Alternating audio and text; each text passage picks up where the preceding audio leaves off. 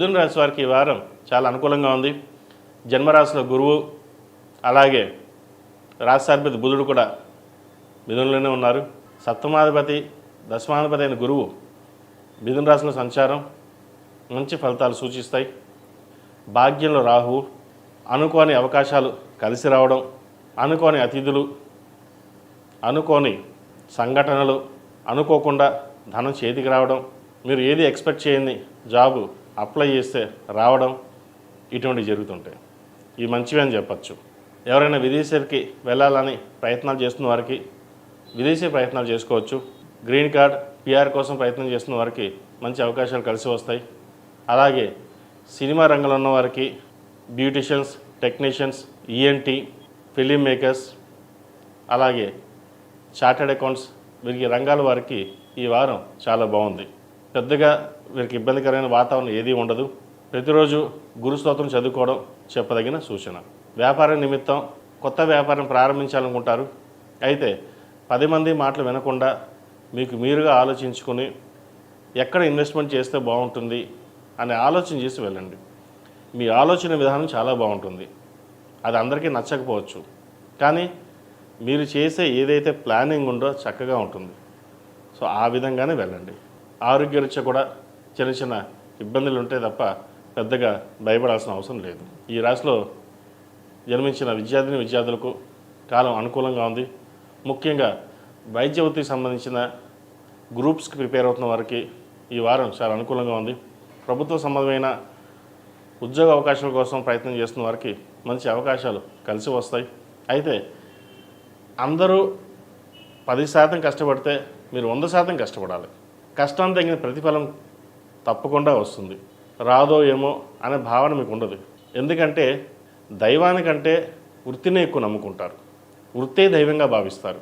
కాబట్టి మీరు ఏ పని చేసినా సత్ఫలితాలు అనేవి కంపల్సరీ ఆ భగవంతుడు మీకు ఇస్తాడు.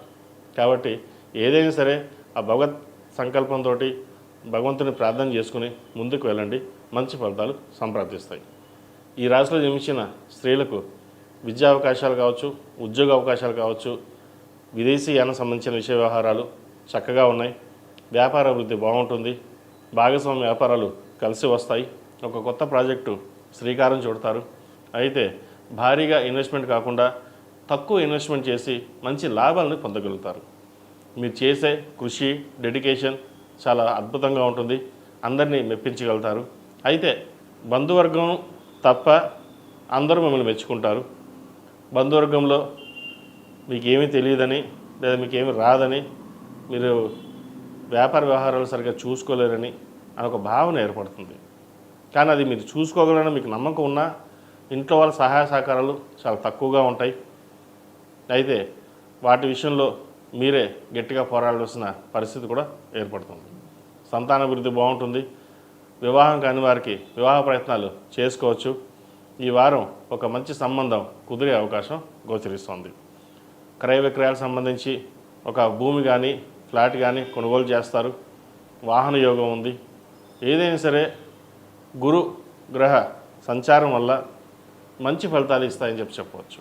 ఈ రాశివారు ప్రతిరోజు ప్రతినిత్యం మేధా దక్షిణామూర్తి స్తోత్రాన్ని పఠించడం, మేధా దక్షిణామూర్తి రూపు కానీ కంకణం కానీ ధరించండి.